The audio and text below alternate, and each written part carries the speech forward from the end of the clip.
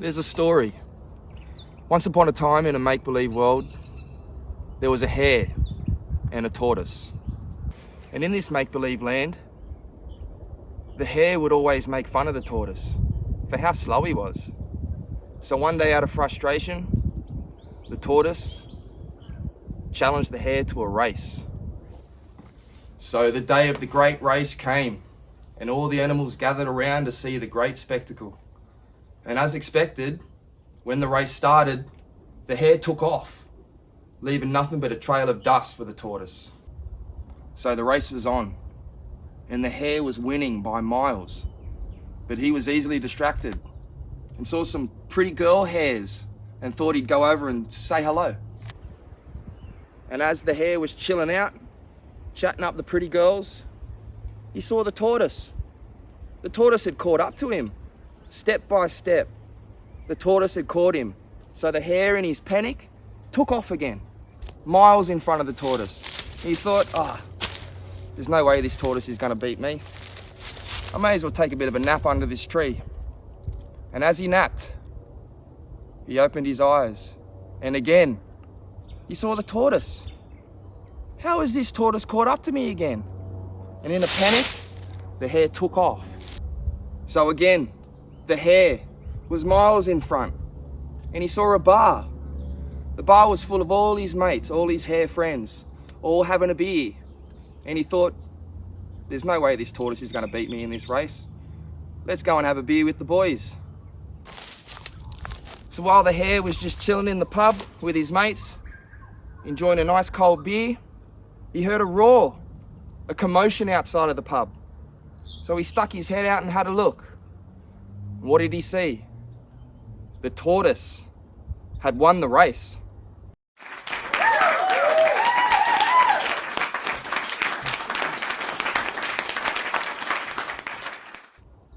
So what's the meaning of this story?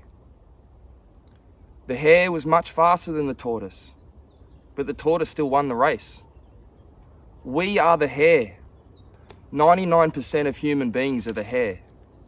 What we do is we rush towards distraction, while the tortoise just stayed in the present moment, taking each step at a time, one step at a time towards his goal.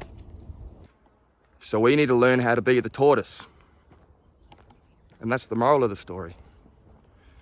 Is don't spend your life rushing towards distraction, trying to rush everything just so you can sit down, watch TV, hang out with your friends. Even though we should be doing that sometimes, when there's a goal, we need to focus on the goal. And the way to win the race is to just take small steps at a time. One small step at a time. That's what we do wrong.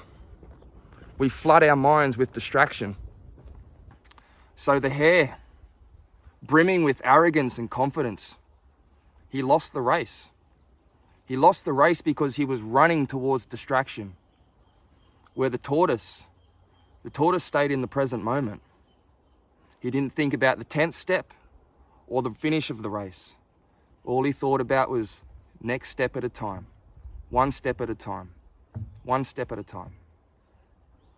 Now we can learn from that. Trying to figure out all our problems at once, trying to get everything done at once, rushing around to get things done just so we can distract ourselves. Ultimately, that's the way to lose the race. Now the tortoise has got his shit together. So my name's Jim Cubis, the tortoise.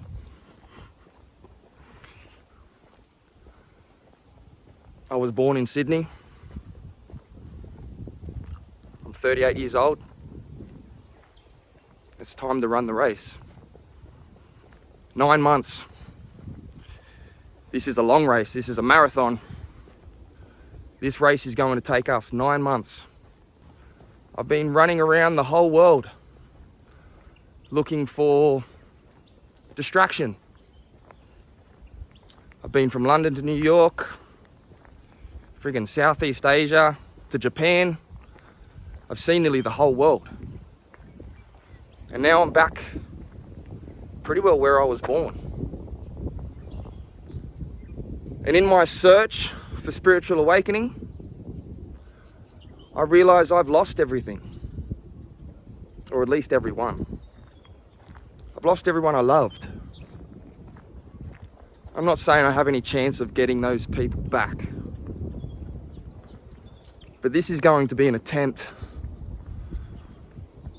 for me to become my greatest version and to hopefully live my greatest life. I'm 38 years old. I've got no kids, no family, and 0 friends, which I believe is becoming more common for men, for people like us. What happened? Why don't we have friends anymore? This social media world has destroyed us as a human race. I remember when I was young, we used to hang out with friends and family all the time. It seems like we're all just stuck in our houses, stuck in our phones, stuck on social media. That world's not real. We need to realize that that's not the real world. We need to get outside. There's a real world outside. It's still here. A lot of people think the world's coming to an end. Let me tell you something. The birds are fine. The animals are fine. The insects are fine. The world's not coming to an end. It's humanity which might be coming to an end. Humanity is what has the problem. I'm pretty sure the birds and the bees, they're just doing fine. Oh, well, the bees aren't doing fine. Sorry, the bees are a little bit messed up. But that's because of us. That's because of humanity. We're the virus. We're the virus in this world. We're the virus. Let's not be the virus anymore. Let's be the cure. The cure. I believe the cure for us as humanity at the moment is to turn our focus inward. We need to begin to focus on ourselves. If you're watching too much of the news, getting wrapped up in too much of what's going on in the world, we need to switch it off. Energy goes. You need to switch it off. What is that? Focus? Energy flows where focus goes. So if we give all the world's problems our focus, really, we're just giving them more energy. It's kind of a funny thing we need to realize. You think, no, this is important, I have to focus on it. What's going on in Russia, Ukraine, the wars around the world, the political problems that we all have, freaking pandemics. The more we focus on that stuff, the more energy we give it. Switch it off. Today, don't switch my channel off, but switch the news off. Be careful what you're ingesting. What sort of media are you ingesting? What sort of information are you putting in your head on a daily basis? If you're waking up in the morning and looking at your phone, your notifications, you need to stop that. You need to stop that now. Get outside. Breathe the air. Breathe in that beautiful prana, baby. Find some inspiration. Now, I've had many people inspire me to do this. And I thank you greatly if you are watching this, because chances are these videos aren't going to get really good until I've had a lot of practice. Infinite Waters, Ralph Smart. He's an inspiration of mine. Mike Thurston, a YouTube bodybuilder. He's a great dude. He's a great inspiration. We have great mentors that we can turn to. In this modern world, we have access to great mentors. Start to listen to them and implement what they say into our lives. So today's day 6 of our journey to becoming our greatest selves. 3 months we are going to spend getting strong, getting pecs, get some big biceps, get a 6-pack, whatever you want, look good. That's what we're gonna do. 3 months on the body. So that's my 10-minute walk. I think I've been walking for about 50 minutes today, but it's fun. It's beautiful. Get out in nature. And now, actually, I've been working out pretty hard this week. 5 days in a row I've been in the gym. So today, no rest days, even though today is a rest day. And the reason I say that is because when you take a day off the gym, 1 day turns into 2, 2 days turns into 3, and the next minute your consistency's gone. So what we're gonna do is spend our rest days in the gym. We're gonna head in the gym, stretch. Just a warm up and a stretch. And that's just so we don't break the routine of going to the gym every day. So in the gym every day, even on off days. There is no such thing as an off day in these first 3 months. We go to the gym every day. But today is day 6 of our challenge, and it is a rest day. So no lifting weights in the gym today. I'm not even gonna do a push-up. I'm literally gonna go in there, do a warm-up, and do some stretching. And that's it. So head off to the gym, guys.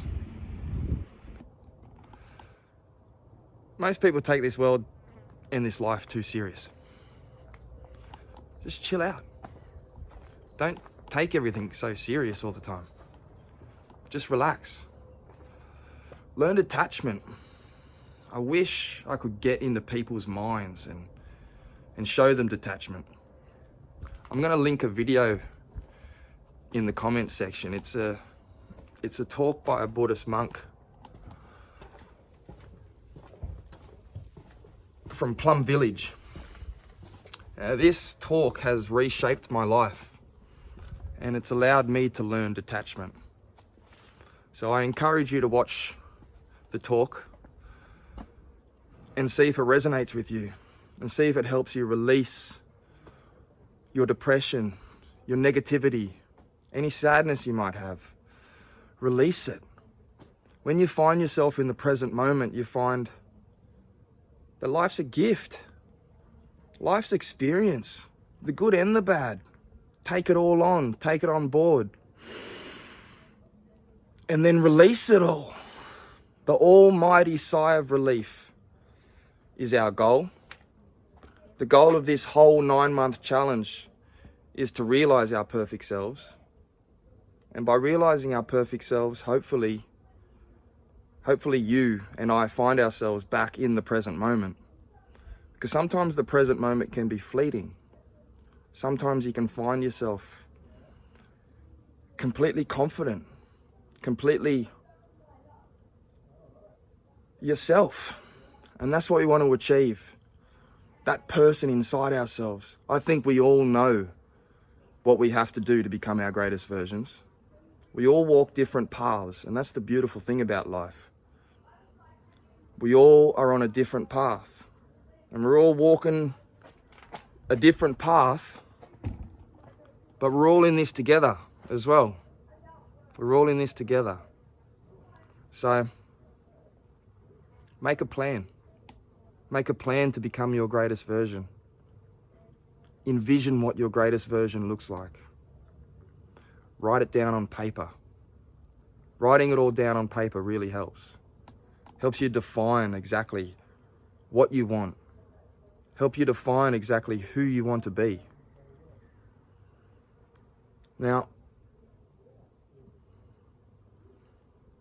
like and subscribe. I don't expect many people to watch this. I just watched a Mr. Beast thing. Make 100 videos before people are even going to bother watching. So, if you're watching, like, subscribe. And we are going to realize our greatest versions. So thanks, guys. I really appreciate it.